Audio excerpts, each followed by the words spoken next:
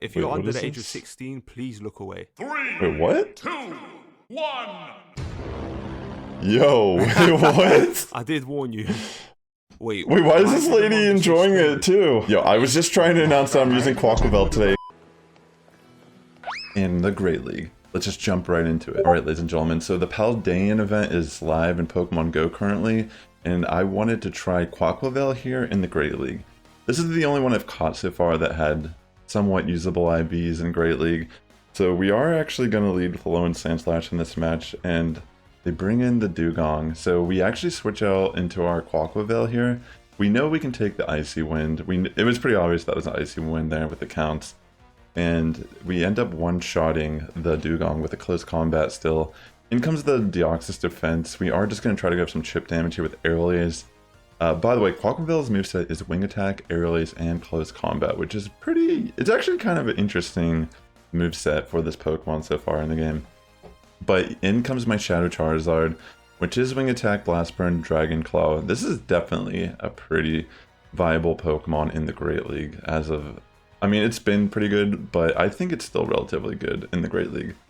Wing Attack is just such a great fast attack to have on a lot of Pokemon. But yeah, this team actually will struggle against certain leads like a Galvantula or Ampharos. Definitely some electric types are very threatening to this line.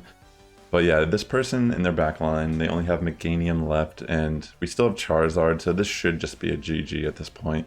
They do end up just going for the Frenzy Plant here, so it's just game. We're going to be able to get another Ice Punch off before the end of the match. But yeah, I'm running the Shadow Alolan Sandslash, Shadow Charizard, and Quaquaval here together in the Great League.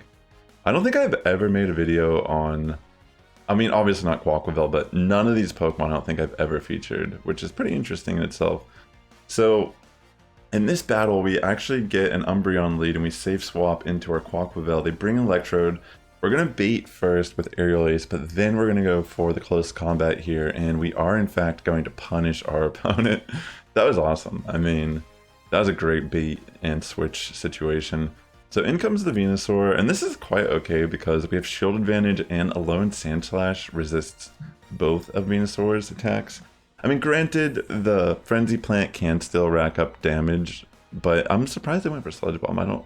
I don't understand, maybe they just didn't understand that Sludge Bomb does less damage here because of the Steel immunity. But in comes Umbreon, and yeah, at this point, we're in a pretty good position. It's just a matter of chipping away the Umbreon. I mean, Umbreon's bulky, but we have 2 shield, we have 2 Pokemon left. We're just going to let our Sandslash go down because our fast attack is resisted, being a ghost type. So I'd rather just let Sandslash die and bring in Charizard because we can just chip more damage with Wing Attack throughout the battle. And yeah, this is pretty much just going to be a GG at this point. But yeah, thanks again for tuning into this video. If you're enjoying this so far, if you like Pokemon GO Battle League content, if you like spicy battles in Pokemon, definitely consider giving this video a like, a comment, and subscribe because it does help my content reach a wider audience here on YouTube.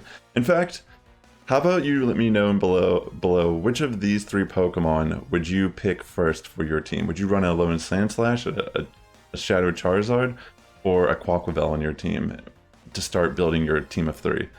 Or would you run this exact same team? Alright, so this next match we actually get a Registeel lead, which is very good for us. I mean, we can outpace it, and they end up trying to catch a move, which I was able to preserve my energy and switch on the Quaquaval. So the only main thing about the Quaquaval versus the Medicham matchup, we really need to pay attention to how much energy they're stored. We don't want to get hit by a Psychic, and we do end up shielding the correct move. This may look a little scary being that we are behind 2 shields, but I would say that there's still a chance depending what they have in the back line. I mean, they end up bringing a Greninja here, and fortunately, right before it is able to farm us down with Water Shuriken, we are able to get off an Aerial Ace and a Close Combat, which doesn't really matter which moves we use because they shielded both anyways. But we do have energy built up on Sandslash, so we're going to bring it in, just try to get some damage off on Greninja.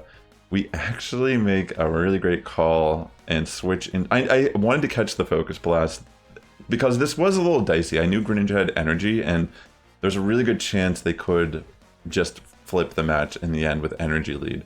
So catching that Registeel Focus Blast and saving energy on Alolan Sandslash was actually pretty clutch in this match. So yeah, GG. Alright, in this next match, we get a superior lead. Absolutely great scenario for us, and I'm assuming my opponent doesn't have a great answer. Whenever a Pokemon stays in against a bad matchup, the one thing I'm led to believe in the match is that they don't have a great switch in to this Pokemon. So they're either trying to proc some attack drop with the Leaf Storm, or they're just trying to get off as much damage as they can, being an unfavorable scenario. They end up bringing in the Medicham there. I switch into Quaquaval, but then in comes the Azumarill. So yeah, I don't know why they didn't switch in on... I mean, like, honestly, they could have probably safe swap Azumarill here at the beginning of the match and preserved their superior a bit, but yeah, I don't know. I'm not really sure the logic behind the way they played this, but the thing about the Quaquaval versus the Azumarill matchup, as you saw here, they're throwing Ice Beam. So I'm led to believe this might actually be an Ice Beam Hydro Pump set. So I'm actually not going to shield this next move, knowing that I can actually eat the Ice Beam. And that does end up paying off in our favor because we do live that, and we are able to get off another Aerial Ace, which is able to remove Azu. And then from there, we can just line up our Charizard up against the Medicham in the back. And we did make a great call, and that could have been a bait move, but thankfully we actually did shield correctly and catch the Psychic, allowing us to get up to 2 Dragon Claws here, which will help us get enough damage to secure the battle. But yeah, GG's. Definitely not an easy match. Alright, let's see what we get here in our next one. Alright, this is Gligar.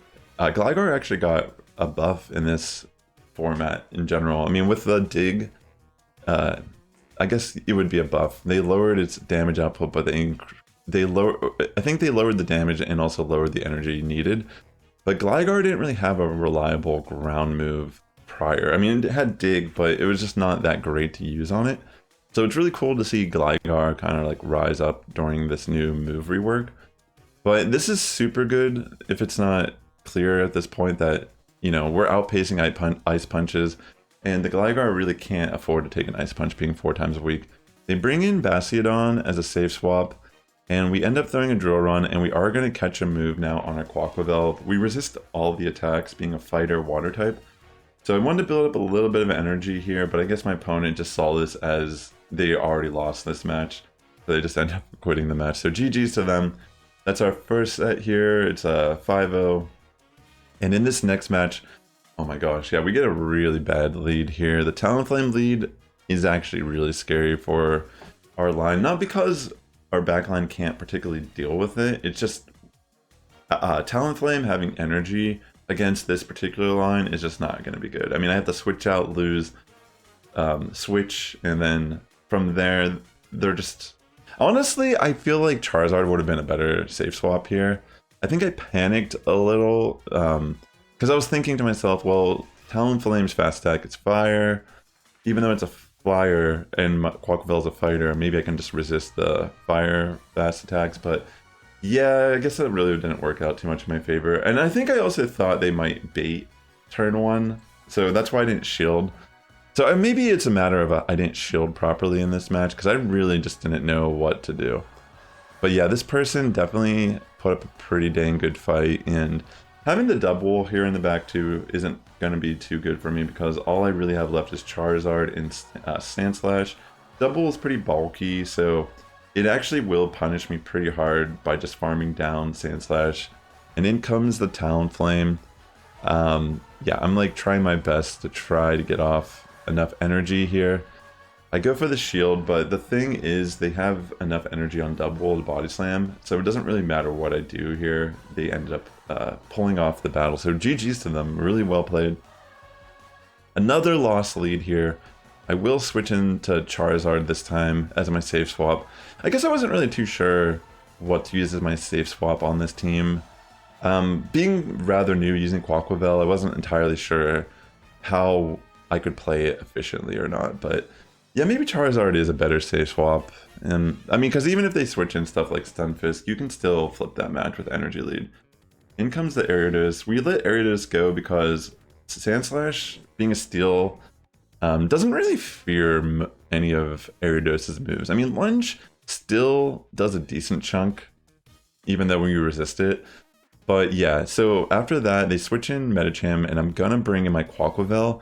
They end up going for Power Punch, and I will admit this got... I was actually kind of nervous because Quaquaval's taking neutral damage here, and it's actually racking up pretty significantly here with the pup. They end up going for Ice Punch here. I almost feel like they could have just gone for Power Up Punch again and just tried to get off counter damage. But yeah, I just wanted to try to get off as much as I could. I still had energy on my Sandslash, which was very clutch here. I was able to remove Medicham, and because of that alone, I was able to pull off the win. Because, yeah, that Medicham was going to be hitting pretty hard with counter if I didn't just remove it instantly when it came in. GG. And in this match, we get a Sableye. This is the first Sableye I've seen all season, and I'm sure I'll see many more along the way. But yeah, Sandslash, I would say, definitely has a pretty decent matchup here, being that the fast tags are neutral, and just being a Shadow variant in general, we're going to be hitting like a truck, even with neutral attacks. So at this point, I'm going to try to catch a foul play. I'm counting, and I end up switching perfectly. I knew they were going to throw foul play right as I got it. So I caught it, resisted it, and then they bring in Trevenant. I'm going to go for the Aerial Ace. I get a shield, and thankfully they don't try to farm too much extra energy here, and they go for a Seed Bomb, trying to remove Quaquaval. And now I have some really nice options how to deal with this. I think I just bring in Sandslash because I knew that I had energy on it already. So I just wanted to get a little bit of energy, throw down, and then they have a Marowak in the back.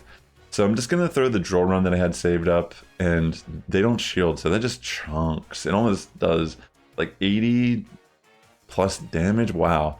I knew that was a Bone Club, so I just didn't shield, and they just quit because they know they can't win at that point. Alright, another lost lead in this set, and we switch into Quaquaval right away. I mean, again, Charizard maybe could have been good here. I tend, like in these first few sets, I was more just experimenting with the playstyle. I wasn't really, because they kind of serve a somewhat similar role. You know, they can beat Steel types, fighters, but yeah, they still have like their different niche play in the meta. So yeah, maybe not the best scenario against a knockdown, but again, I can't remember what the last Pokemon on this team was. It probably worked out. Oh, you know what? Honestly, Charizard probably was the play. Like, the fact they have a Stunfisk here, too. Yes, Charizard was the play. Dang, Charizard actually, like, wrecks this entire team for the most part. I mean, Knockdown is a neutral matchup. They probably would have brought in Knockdown still in this matchup as a safe swap. So, yeah, I think I'm starting to, upon rewatching these matches, I'm leaning towards maybe Charizard is the better safe swap on this team. And you can maybe try to use Quaquaval to close out. But at the same time, Charizard is such a powerful Pokemon too. Maybe it is a good closer. But yeah, I think for the most part in this match, Charizard would have functioned really well as a safe swap. Alright, so in this match we get... I guess this is alright. I mean, this is not good, this isn't bad.